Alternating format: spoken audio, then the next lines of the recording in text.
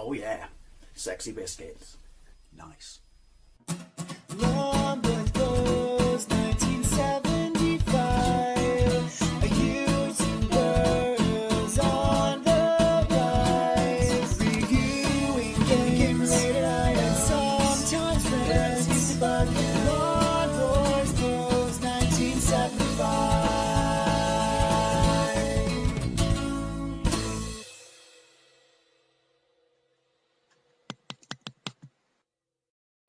This is Shockway Rider on the Commodore 64, released by FTL in 1987. I very recently played the ZX Spectrum version, a game that I want to love, but it's just too brutally hard. Well, I thought it only fair to have a look at the Commodore 64 version.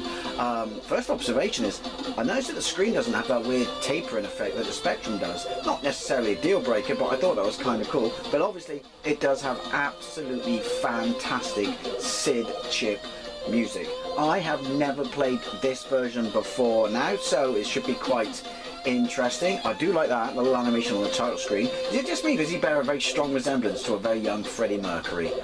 Not a bad thing. Right, so the options appear to be the same. P for practice.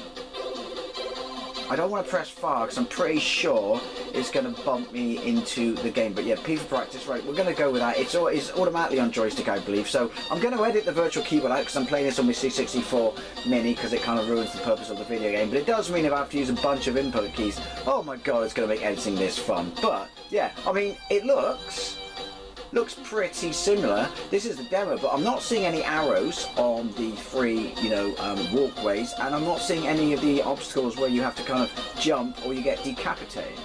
Surely they can't have missed that out. But, it's got colour, the Spectrum doesn't, but I'm going to go right now. While it does look very similar, I still kind of prefer the sprites on the Spectrum. They look better animated, but right, let's get into this. Oh, it turns out I just press a button. My bad, right. P for... Oh, hang on, we got music, sound effects. Right, so we're going to get on the sound effects. Oh, and F3 is freeze game, abandoned game, cheat menu. Oh, hello. Well, we'll worry about that in a minute. Let's get on sound effects, which is F1. Right, well, sound effects are on.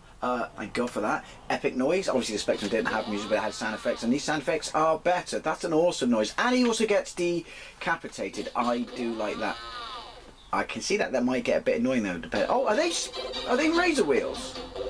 Right. Anyway, let's be honest. Presentation-wise, this is utterly fantastic. Right, let's go with P for practice. Right. Well, apparently. It won't let me, District of Northside, it won't let me do practice for some reason. I guess it's a virtual keyboard thing. Anyway, I'm at the top. Oh, rocks. I got bricks. I think that was pedestrian. Jump. Right, it's smooth and it's fast. Oh, balls. But it doesn't... I can't really see. I would have liked the arrows because it makes it easier to see the difference of the speed, and also I don't like this checkered effect. I know that might seem like, oh, hang on, a moot point, but I don't like it. Does that mean that person was totally innocent? Oh, I could fly. I didn't know that. You could probably do that on the Spectrum jump. Right, because there are no obstacles. I'm going to go right off the bat. This is far easier than the Spectrum version. There must be. I mean, if you've missed that out, then that's an integral part of the game. While it was incredibly frustrating on the Spectrum, because it made it balls, or he looks like one of the Lost Boys from Peter Pan in his bear suit or whatever. Yeah, well, it made it incredibly frustrating, balls horrifically hard. It was an integral part of the game, and also it added a layer of depth and kind of pseudo 3D on the Spectrum version. I refuse to believe that they couldn't do that on the Commodore. And also, look, I was going to say, look how easy it is because I haven't got them, but I just died. Right, still got my Elvis Quiff though. So then, if there is no, I wanted to shoot directly down. There is no sort of, low bridges, if you will. Then I'll just stay on this one. Oh, obviously that stops me. Look, the minute I jump on this one, the way... Shit, I was trying to press up then. Obviously if you hold fire, you lock yourself into a move. Yeah, the minute you... Bollocks. You jump onto the third one, it looks like it stops. Does it do that on all of them? Yes. Stop moving.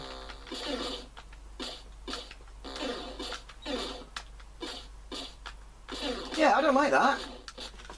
Fuck.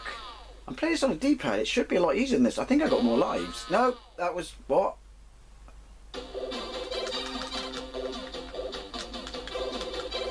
Yeah, I do like that screen. Right, I can't do anything. I can't do anything.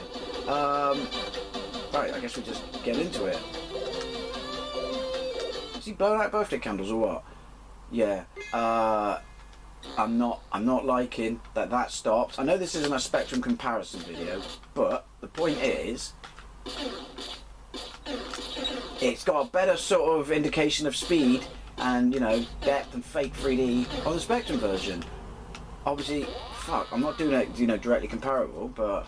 And I know there are Commodore 64 boys out there, fanboys are going to say, oh, shut up, Spectrum boy. I mean, whatever, you're wrong. It's just the way the, you know, these moving walkways moves. That was an awkward phrase. But I should pay attention, that was on me. It's better on the Spectrum, it really is.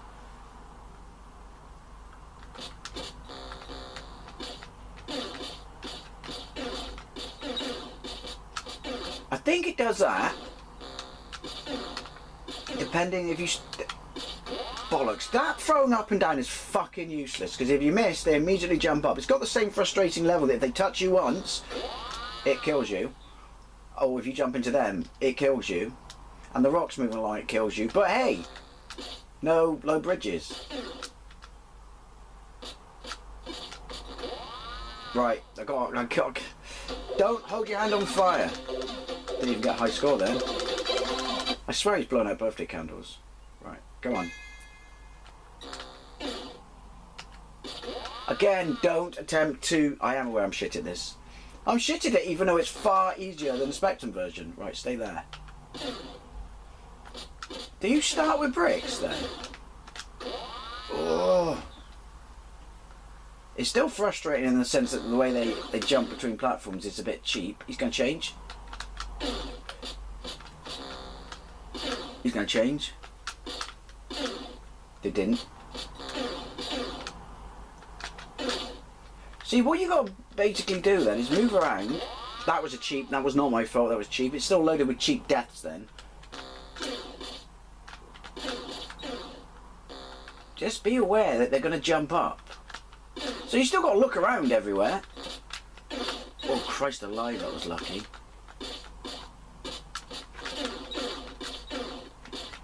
And allow yourself space for when they inevitably jump up, which they will. Ooh. So, right, I'm going to stay, and then if it... Yeah, that's shit. That's stupid. So, is that because... Right, because I got no low bridges... Could the Commodore not... I refuse to believe that the Commodore couldn't do that. Because I got no bridges, right, it chucks the ball along to compensate for you staying in a lane. That's weak. I don't like that. That's cheap and poor developing, he says, even though I can't write games. But yeah, no, once you get into the zone though... Oh yeah, I forgot you could do that. It's definitely easier. He says that. The minute I'm not going to say anything, The minute I say anything, it kills me. And again, you start off with bricks. I'm pretty sure you had to pick them up on the Spectrum. Jump. Lazy. Although it does mean, yeah, because it means you... That's what they're there for, isn't it? Sorry, the penny just dropped. They're there. What killed me? So you have to change lane. And obviously that, you know, that will force you into, you know, making mistakes and jumping into people and stuff like that. But yeah,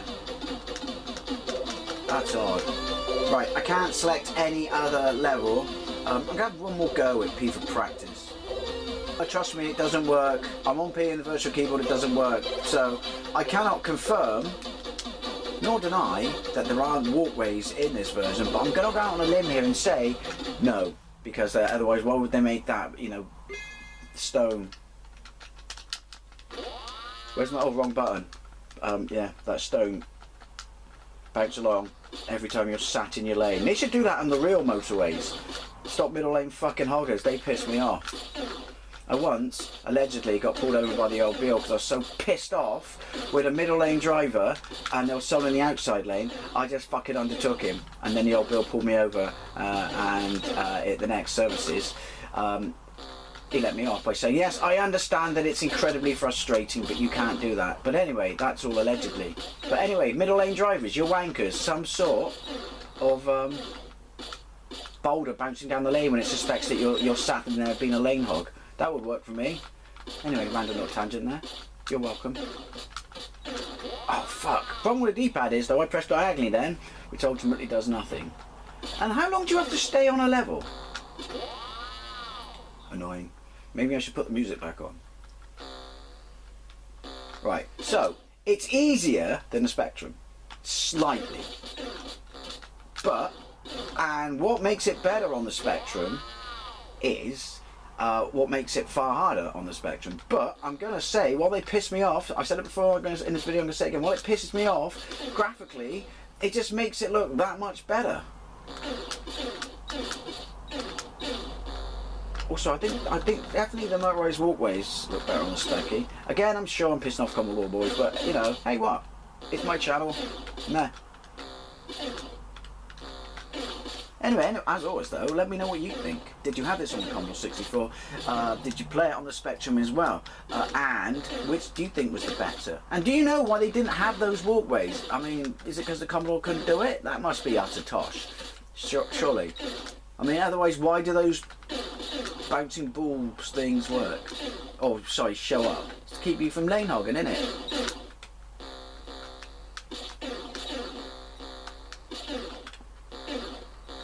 Or you can just keep jumping around like this.